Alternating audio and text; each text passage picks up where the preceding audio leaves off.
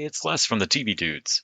This week, I'm thrilled to bring you my chat with actor and musician John Hawkes. You may know John from playing Sol Star in HBO's Deadwood, or you might have seen him just recently on True Detective Night Country, also on Max. And a lucky few might have seen John play with his band King Straggler years back like I did. We're going to talk about all that and a whole lot more. I'm so happy to get to talk to him today, and I can't wait for you to hear the interview. So let's go.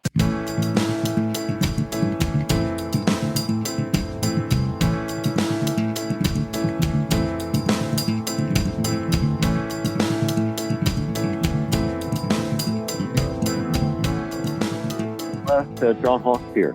John, thank you so much for making time today. I really appreciate it. Oh, my pleasure. How are you? I'm doing great. So I've been listening back this week, and you recorded an absolutely phenomenal version of Harvest that I've got on CD from 2006, and I'm realizing this past week I don't think it's online anywhere. I feel super special. Wow. No, I wonder even where you got that. That's wonderful. Oh, I maybe, yeah. Y'all were, I think, burning and selling. I'm glad it did. Yeah, I think it was at so I was the door guy at Hole in the Wall in '06 for the King Straggler tour. And then I think a couple of the bartenders and I, we all went and saw y'all at Red Eye Fly the next night. And I think that might have been where I picked it up. Yeah. Oh, my goodness. Oh, that's fantastic. Yeah, that's not out there anywhere, I guess. So it's got Rona on there. It's fantastic. So, yeah, I've loved watching you throughout acting over the years. It was great finding out that you're also one of my favorite musicians. And I was thrilled to see you in Night Country, which is my favorite so far, I think, of the True Detective seasons. Just fantastic work. Wow. Oh, good. And yeah. For folks at home, I'm probably going to ask some spoilery questions. All the True Detective Night Country's out. Folks can go watch it because obviously your character goes through some changes before the end. What a fantastic season of television. One of the things that struck me in it that I wanted to ask you about as an actor, I think a lot of folks probably principally know you from Deadwood, maybe, which is incredibly flowery language and has its own particular style. And one of the things that struck me about Night Country was the efficiency, or it's not exactly curt, but everybody's cold. Nobody really wants to, it's a town of loners that have to have community to survive. And the way that influences the language in the show. Is that something that is fun for you as an actor to move from something that's almost Shakespearean to something that's more, like small town crime or Night Country, things that are kind of cut and dry? Yeah, I think so. Deadwood was certainly a challenge. Yep, David Milch was a phenomenal writer, and so it was complicated. He's a very intelligent guy, and so sometimes I wouldn't quite even understand, even though I'd read the episodes completely, until I'd really seen it executed and seen it put together on screen. Sometimes, including my own lines, I'd probably say it's. It was that was definitely challenging, doing kind of blank verse, iambic pentameter lines in Deadwood. But that's part of the fun. And then, as you mentioned, there's other projects that are, I guess, more like modern day language set in modern America.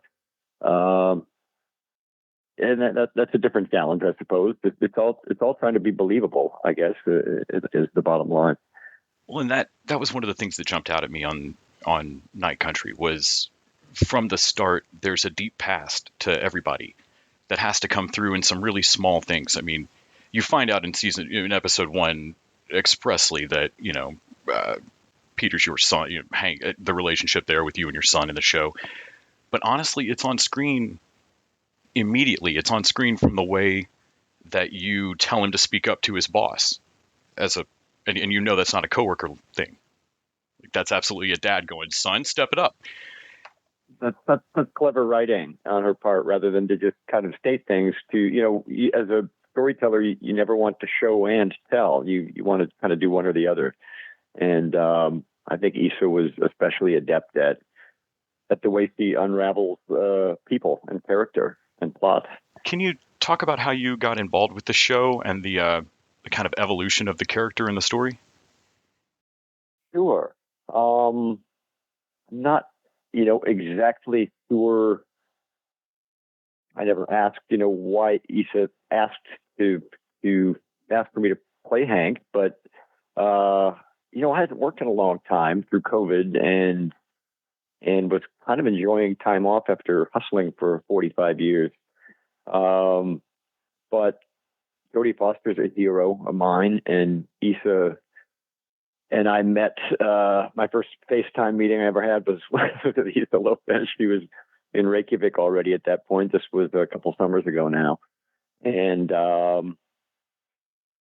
we began to, we had a meeting, and I was still kind of unsure about working and traveling, and less COVID at that point, and more just kind of enjoying time off. But yeah, this one was too good to pass up. I watched Issa's film Tigers Are Not Afraid, which That she is, made yeah, that's a great movie. on a low budget.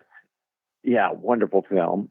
And you want to work with people who know how to tell a story, and she certainly did. I could tell from watching her work. And so we spoke another time or two. I agreed to come aboard, and then we started to get into Hank and who he was. And normally, as an actor, I would kind of figure out the backstory of my character alone. I would just read the script a number of times and begin to try to figure out who the person I'm playing is and how they can best serve the story as a whole. And but with Issa, he was keenly interested, and I was too, kind of collaborate more on who Hank was. He was a different guy on the page when I was first in the early drafts, and I felt that he could have more complexity, I guess, and more duality about him. And Issa agreed, and so I kind of quickly realized when I was just tossing out ideas, I wouldn't say I had to be careful, but I was surprised when a draft would come after a conversation we had, and suddenly all these things were in there. I was just sort of throwing out ideas, and she was taking them and running with them, which was great. When he suggested that Hank might, or that I might write something for the show and play it as Hank, some sort of musical piece, I was initially skeptical. I thought, if Hank is a creative guy, I don't know that he turns out to be the person he is. And we talked about it a little bit, and I do love playing guitar and singing and writing. Gotten to do that a lot in film, but you don't want to wear out your welcome, so to speak. But after thinking about it for a while, it comes back partly to something that David Milch had said to us on Deadwood many years ago, which was that we're all mysteries to ourselves. And I related to that because I think we've all done things in our lives that surprise us. And you might, I can't believe I said that. I can't believe I did that. And working with Nicholas Refn on a project he was writing as we went, and I kind of, actors like to say the actors kind of have the sentiment of, oh, my character wouldn't do that. And I realize that's a real disservice, going back to what Milton said, that we are mysteries to ourselves. And so I think the worst thing that an actor might say is, my character wouldn't do that, because we're all capable as people of a wide range of behavior. And I know that when I'm reading a work of fiction or watching a film, some of my favorite moments are when characters do things that is out of character. And so all of those things kind of combined, and I thought, yeah, why not? Let's see. And Issa suggested that I write an instrumental piece, a piece of score that would start with Hank alone playing his guitar, and then it would, as it turns out in the show, it would then go to Jodie and Kaylee as Danvers and Navarro, seeking to get into the ice cave, and then to the protest at the mine. And so I wrote something on guitar, and I sent it to her before I'd left to Iceland, before I'd left to go to Iceland. And he came back and said, that's really a great piece. Let's use that. And so I got to Iceland, and we began to shoot. And I played a show one Saturday night. Just played a public show, sang some songs, and Issa was there.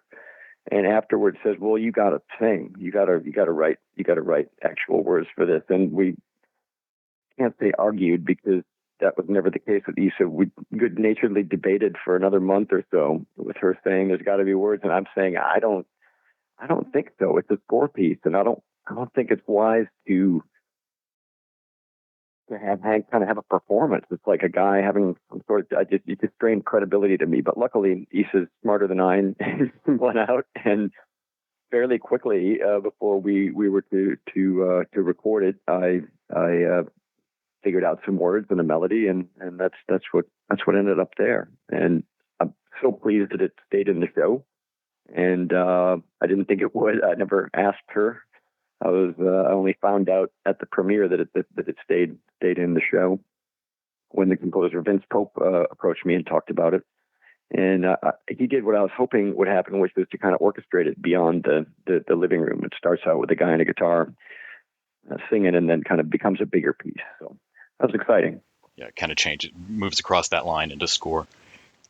Yeah, and it's a moment I'm also glad was in the show, because it, like you say, there are things that can be completely out of character and might break an audience or break belief, but when they work, they do the magic of film. You get to watch a character go alone and almost voyeuristically see a vulnerable moment. And isn't that something? And I feel like it played with Hank for me, particularly because you've just waited for the mail order bride that everybody at home knew was not going to work. But everybody in Ennis has something that they're taking comfort in, that's not, that they're longing for, and that's Hank's. But right after that, you get to see him have a moment where he could admit to his son, "Hey, she didn't show," and you decide instead to, "No, I'm sure something happened. It's fine," and doesn't answer the question about did he send money, and you can there's a crack there, and then no, I'm gonna keep the mask on. It's fine. And he goes home alone, picks the guitar up, and that's when the mask drops.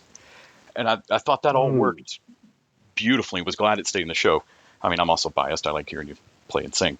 I do think it's fascinating how often in projects you cannot know what makes the final cut. There's so much post, and you just don't know. Especially if you aren't there for all the shoot days. Maybe your character's there for 3 days. You're out a year later. You see it and go, "My God, that stayed in." Have you ever had a most surprising moment, like early in your career or something, where you went, "Oh man, they must have really liked that"? Yeah, I think so. When I was first in films, I was living in Austin, and I was in a theater company, Big State Productions, who'd done some really great work, and through that I got local agents, and through that I would do what Texas actors do, which is drive to Dallas or San Antonio, or if you're lucky, have an audition in Austin or Houston, and sometimes in the same day driving to several cities. Right. To at that point in my career basically say they went that away, and then hop in my car and drive back. They were very small roles I was reading for, but yeah, I think the very first thing I ever saw on screen, I was you're kind of taken aback at what happened, how it was put together, and what stayed and what didn't. So that's been a recurring theme, I think, for myself and all actors. You make the project, and then you wait and see. I know in my early in my career, when I was called in to do audio dialogue replacement or looping, where say some of your lines might have been screwed up by a garbage truck or a siren or whatever, and you have to kind of go in and replace that dialogue afterwards. I was always really happy to go do ADR, because it meant I was still in the project. Right. Right. Well, I know I'm not Cutter. They wouldn't bother fixing the sound. Yeah, exactly. And I also have several letters from directors, apologetic letters that I'm still have. I'm about to move, so I'm going through boxes of things, but apologetic letters from very kind directors saying you were really wonderful, but it's not going to be in the film, and I wanted to let you know now. That's really so nice. Yeah, I got completely cut out of a lot of projects, but also got really kind letters to let me know that, which was considerate of those folks. Well, and I mean, it's wonderful to stay in the, kid stays in the picture, but honestly, sets are just kind of magical places. It's a magic factory kind of job, or it can be, if the attitude's right. But there's very few places, I think, where you have 25 to 200 people who are that focused on one thing in that short of an amount of time. And it makes it an industry rife with labor abuse, but because we all want to be there, but still, there's something different about it as a workplace. I find every set I've been on is a little magic factory. I agree, and you kind of have to be careful. I think as anyone on set, because particularly as an actor, if you're asked to do stunts or whatever, because as you describe it, it's true. It feels like a magical place. It also feels like a place where nothing can go wrong, and we all know that things do go wrong on movie sets. So I learned that no matter how big the budget, you really kind of do have to look out for yourself and the people around you as best you can, even though things are planned out. There's a time many years ago on a set where, and I was gung-ho to do anything I was asked at the time. I still try to be that way, but I remember a particular stunt that seemed a little dangerous to me, and I asked for the double, the person who would normally do the stunt, but they wanted me to do it, to kind of run through it for me, and that person got injured, in that moment. And so, yeah, it really was an eye-opener to, not badly injured, but injured. It was an eye-opener. Yeah, I think to me, and I've never forgotten it, that, yeah, you kind of need to watch yourself no matter how much money there is and how much things are planned out, because you get lulled into a false sense of security that nothing can go wrong on a movie set, but things can. When I realized that you shot on location in Iceland for this, and just how, I mean, it would have been so much fake snow. There's no way to do it. It's insane. Obviously, you had to be out there cold somewhere. And I do feel like it was very cold. It was very cold. But I kind of worried about it of like, gosh, I mean, that means at some point, somebody's toes are getting a little tingly at some point going, have we got the shot yet? Indeed. It was, it's not as cold as Alaska, and it's actually not as cold as Minnesota where I grew up. Yeah. But it was dark. It was not a lot of sun through those months. You're having, that's why we shot there, is because we're shooting at night, and so that's great luck. It's pretty much always night that time of year, just like in Alaska, and people are tough there. The visitors, we had to adjust a bit, but sometimes there's fake snow, and sometimes it's just really snowing. And being a person who grew up in snow and storms, it was wonderful to watch the show and be not kind of even be able to tell where the fake snow ended and the real snow began. Right. Yeah, it was pretty great. Have you had a most fun film set or project that you've gotten to done, regardless of how it went or whether it blew up? Just man, that was a cool month, or that was a cool 2 weeks. Favorite place you got to go? Yeah, I would say that was a great, off and on 13 years or 14 years or however long it took to do all of Deadwood, counting the movie. There are many projects, but I would say the most enjoyable to work on as an actor and spectator, I think, was Deadwood. Just the production design was phenomenal. It was a huge set that covered blocks, and if you were lucky enough to get there early in the morning and get into your wardrobe and get dirtied up to look like you're really living in that town, no one goes out clean was the mantra for the wardrobe and makeup department. But if you could get yourself prepared and walk out onto Deadwood's Main Street before shooting really began, as the sun was just maybe barely rising, it's still dark. You really, that was a magical moment. You could feel like you were really in another time. And I guess again, because of the amazing work by the wardrobe and set people and makeup folks, props departments, and the idea just that you're in another time, literally a very fascinating time to me. That made that job really, really enjoyable, just as a fan of history and and specifically that time in that area. So that was maybe the most fun in that way. Complicated fun, certainly, but fun. And one last question. I know you're a big reader. What's on your nightstand right now? Is it nonfiction, fiction? What have you been reading lately? No, it's interesting. When COVID came, I've always been wouldn't say I'm a fast reader, but I'm certainly a dedicated reader. And so I've gone through lots and lots of books since the shutdown. And as I said, I read a lot before that, but I really, really leaned into it when I was home a lot and not doing much. And oddly, fiction just felt, the world felt like fiction. And so I kind of leaned more on, I don't know, sociology and history and things like that. I did read fiction a little, but mainly was just interested in learning about what's real and what's come before us from nature to all kinds of topics. But right now I'm reading right here, An Assassin in Utopia, which is a true story of a 19th century sex cult and a president's murder in upstate New York by a woman named Susan Wells. And I just, cracked that yesterday, and it's enjoyable. Nice. I may have to check that out. The Oneida community. I was about to say, is that the knife? Is that the silverware makers? Yeah. There's a facet of that still going. That's amazing. Yeah. Yeah, truly. A lot of those, the utopian communities were ripe in that time and in that area. And I was about to say, upstate New York's looking back on it.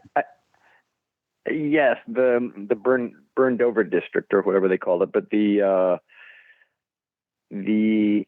had relatives in that county. I'm realizing that in the middle of that community, which lasted about 30, 40 years, I think, but somewhere in the middle of that, I don't know if they ever stopped by the community because they welcomed visitors, but then they made for Minnesota. But it's interesting just to know that I had people there that were around that area at that time. So.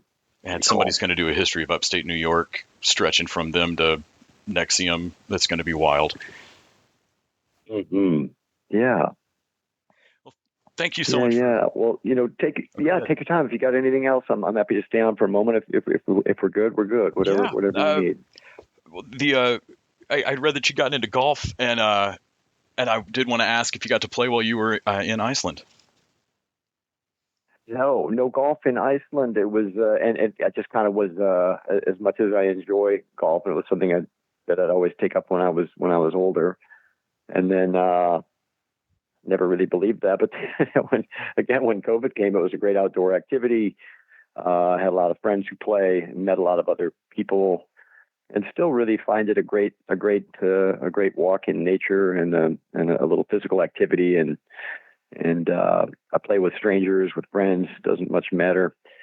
But no golf in Iceland, and I was kind of in a different mindset with Hank at that point, so I didn't even go to a driving range indoor. They have the indoor driving ranges and such. But I'd like to go back during the light time, which is summer, when it's all light, and you can probably go see a band at a bar and then go golf afterwards. That sounds like that would be a lot of fun. But I'll hopefully get to play in Iceland someday. It's and I play just municipal courses here. I'm not involved in any kind of country club scene. I'm made nervous by that, and always have been. But I just very, very inexpensive here. A lot of places to play, and a really wide range of people playing. So that was fun. In Austin, I got to play at Butler Pitch and Putt and also Lions Muni and several other spots. I used to live right across the street from the municipal court by Hancock, and off Speedway there. Nice. And it was always a trip.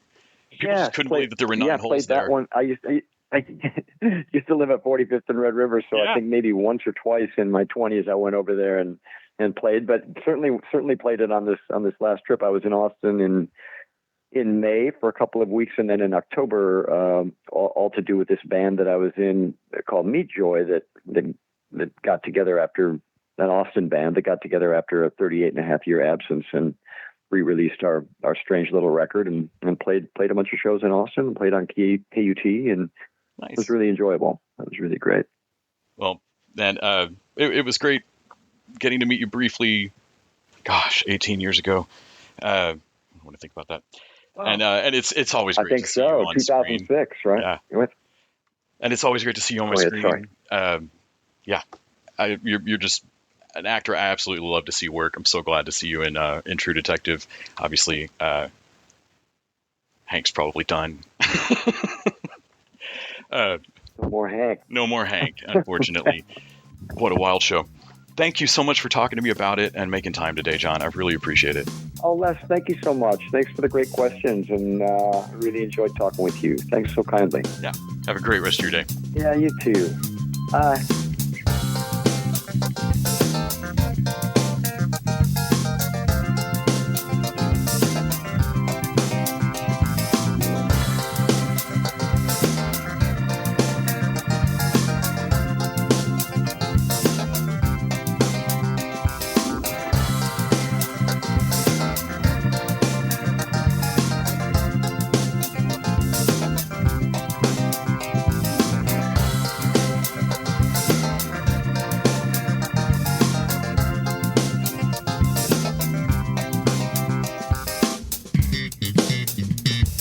TV Dudes is an independently run podcast out of Austin, Texas. We are exclusively listener supported. If you'd like to help us out, go to patreon.com/TVDudes. You can also find us on Facebook, Twitter, and Instagram at TV Dudes. All the music for our show is done by our friend and original TV Dude, Gregory J. Amani Smith. To find out more about us, go to thetvdudes.com. I'm Randy Lander. I'm Les Weiler. And I'm Kyle Scott. Thanks for listening.